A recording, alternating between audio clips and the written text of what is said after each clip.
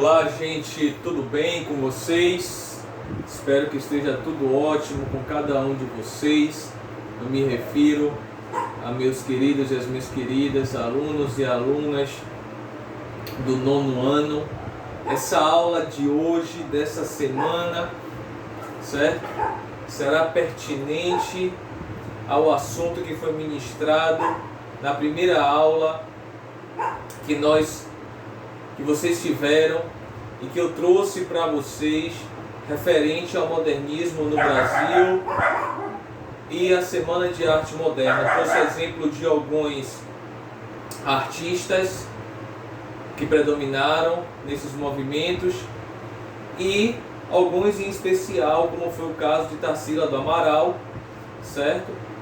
Durante essa semana, vocês terão, a partir de quinta-feira, vocês terão no Eclés o meu conteúdo de arte pertinente a uma atividade, a um trabalho que vocês deverão fazer, com prazo de entrega, com as técnicas de pintura, com o tipo de movimento que vocês irão trabalhar, ensinando tudo para que vocês possam estar dando o melhor de cada um de vocês nesse trabalho, certo? E essa aula aqui que eu estou trazendo para vocês é uma aula, uma revisão básica, falando um pouco sobre o Abapuru de Tarsila do Amaral, que é o trabalho que vocês estarão fazendo, que é uma releitura de obras de arte, e falando mais sobre a questão da produção, como é que vocês vão desenvolver, certo? Para que o trabalho de vocês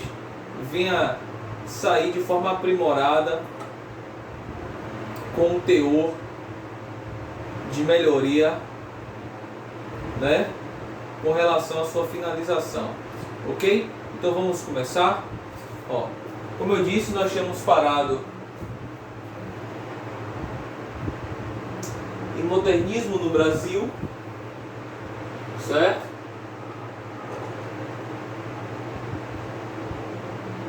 Só um minutinho, gente, que eu estou endireitando aqui. Ok?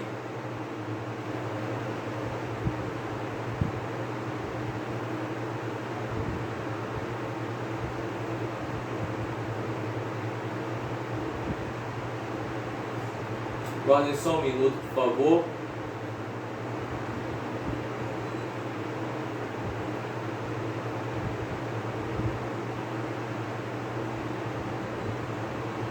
Que eu vou estar colocando no slide específico, certo?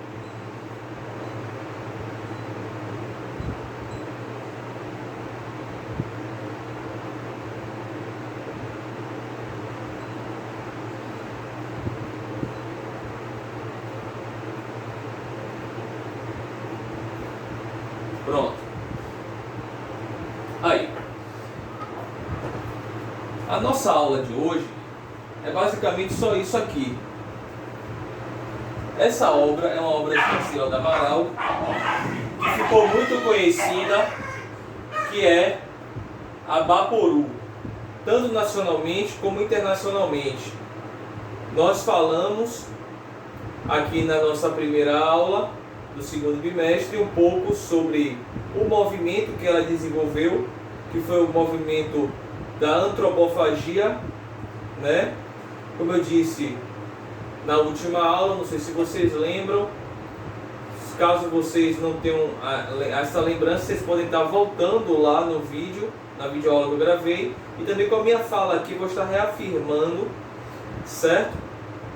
Que esse movimento, ele tinha um conceito filosófico, o que ele queria transmitir era o seguinte, que os artistas brasileiros deveriam comer, se alimentar dos movimentos modernistas de arte europeus, baseando-se nesses movimentos que existiam e que já tinham existido sobre o movimento do modernismo nas artes, e através daqueles influências desses estilos, eles comendo, se alimentando deles, eles poderiam trazer essas influências e fazer uma nova arte aqui no Brasil, porém com um caráter nacionalista, trazendo os conceitos culturais do Brasil, utilizando, né, de influências das técnicas do estilo moderno de arte da Europa, que tinham surgido na época ou que já tinham existido anteriormente a esses artistas, mas que eram modernos, movimentos modernos, né, que quebraram todo o vínculo com o neoclassicismo, com o classicismo, com o renascimento artístico, certo? Trazendo novos conceitos, novos pensamentos e novos estilos de arte, certo? Em âmbito mundial. Mas o berço foi lá na Europa, com esses movimentos, ok? Então, olha só, a antropofagia falava sobre isso, né? E como eu expliquei anteriormente, vou retornar a falar, né, significa canibalismo, certo? E também homenagem a algumas tribos brasileiras que existiram aqui, né, antes dos portugueses chegarem nessas terras, no Novo Mundo, certo? Existiam milhares e milhares de tribos indígenas e existiam algumas tribos canibais também, que a maior parte delas foram dizimadas por causa dos seus costumes, né? Mas que eram tribos, eram pessoas que viviam aqui, né? E tinham a sua cultura aqui nesta terra muito antes da cultura do homem civilizado, ok? Então vamos começar. Aqui está a obra de arte da Vaporu, certo? Que significa antropófago, canibal. Deve ser ali a imagem de algum indígena, né, no sertão, ok? Aquele sol escaldante. Nós podemos observar aqui o cacto, ela em cima, né, de algum relevo natural, né, pensando em alguma coisa, certo? Refletindo, né, em alguma coisa. Mas você pode perceber que é todo o padrão do que está sendo exposto aí tem a ver com a nossa cultura brasileira, tem a ver com o social brasileiro, né? Aquelas pessoas mais carentes que viviam nas regiões, né, mais inabitadas, como relação ao sertão, o sol, entre essas coisas, né? Entre outras coisas. Mas as cores são baseadas no fauvismo, né? Foi um estilo moderno de arte que surgiu na Europa. Os principais nomes eram Henri Matisse. Mas eu não vou entrar nesse contexto agora. E também as formas arredondadas têm a ver com a fase do cubismo, certo? A segunda fase do cubismo. Nós estudamos isso na nossa segunda aula do segundo bimestre. Existia o cubismo sintético e o analítico. Faz parte aqui da segunda fase do cubismo, formas mais arredondadas, que não tem proporções, né, reais das coisas do corpo humano, né? Então tem várias influências, ok? Os movimentos modernos da Europa, que surgiram na Europa. Aqui você tem Tarsila do Amaral, foi ela que fez. As dimensões 85 por 73 centímetros. Coleção particular, não é obra que não é muito grande, certo? Está em uma coleção particular. Quando fala-se em coleção particular, é muito raro você encontrar o nome do colecionador, em que coleção essa obra de arte ela pertence, por segurança, né? Não se divulga para que os ladrões, né, de obras de arte não venham ficar ligados e não venham tentar roubar, né, essa obra que com certeza vale milhares e milhares de dólares. Ok? Então, o que é uma releitura de obra de arte, gente? Já informei os dados para vocês, já falei um pouco sobre a estrutura da obra, agora vamos falar do que se trata uma releitura de obra de arte. Certo? O nono ano ainda não fez esse tipo de trabalho comigo, vai estar fazendo agora. E uma releitura de obra de arte é muito simples, gente. É vocês olharem para uma obra já existente de algum artista famoso ou não famoso que tenha produzido uma obra de arte, independente dela que seria em escultura, em pintura, em desenho, certo? E você fazer a sua, baseando-se no que você vê de outras já existentes,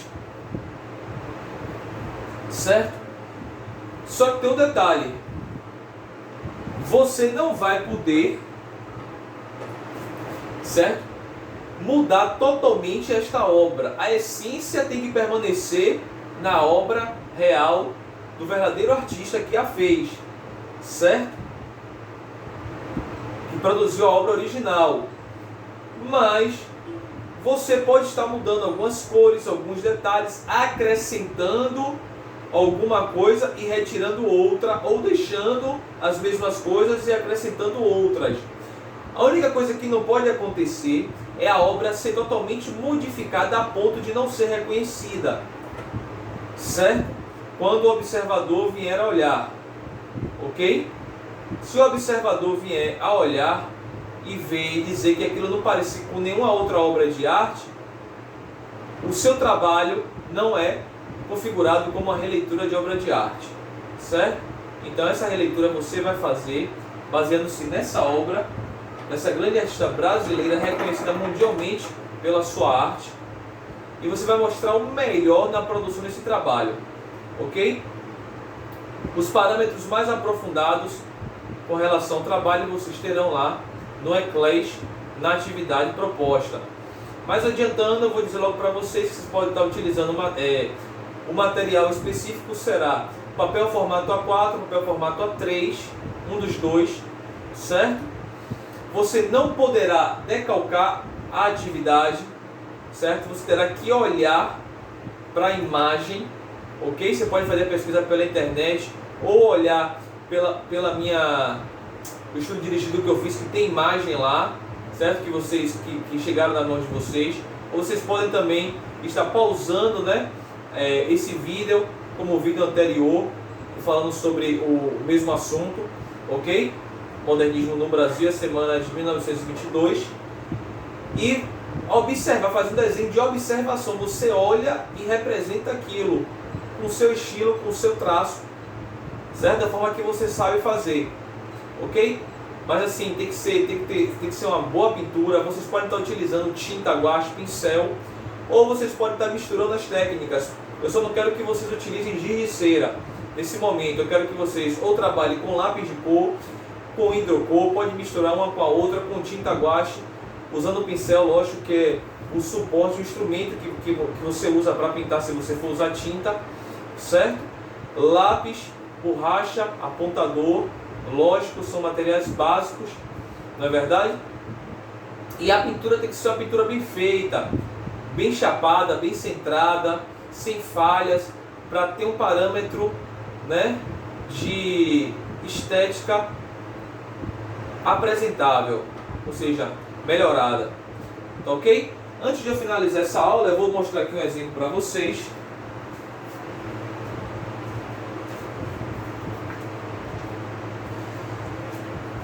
E assim, não me venham, né, dizer, professor, a gente não vai conseguir fazer isso aqui é muito difícil. Não, isso não é difícil, certo? É uma obra de arte estilizada, certo?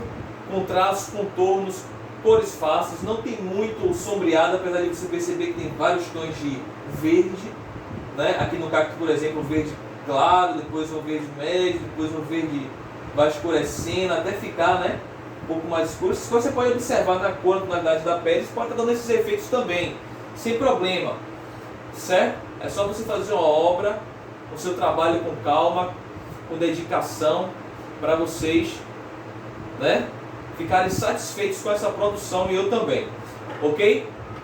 Mas eu vou dar um exemplo para vocês aqui de alunos, né? Foram meus alunos. Deixa eu só me lembrar aqui da série, certo? Quarto ano, gente, do Fundamental. Do Fundamental 1, criancinhas, certo?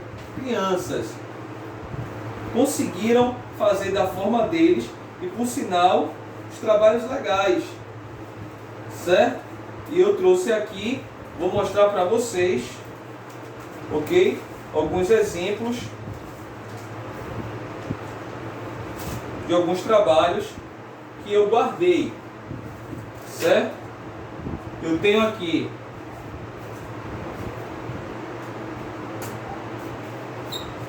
dois exemplos de crianças do 4º ano que fizeram somente com lápis de cor. Mais dois exemplos aqui que fizeram a sua releitura da forma que eles sabiam. E eu tenho certeza de que eles conseguiriam. 4º ano do Fundamental 1. Eu tenho certeza que vocês do 9º ano, certo? Irão fazer muito melhor do que essas crianças. Ok? Então, um grande abraço. Fique com Deus. E até a nossa próxima aula.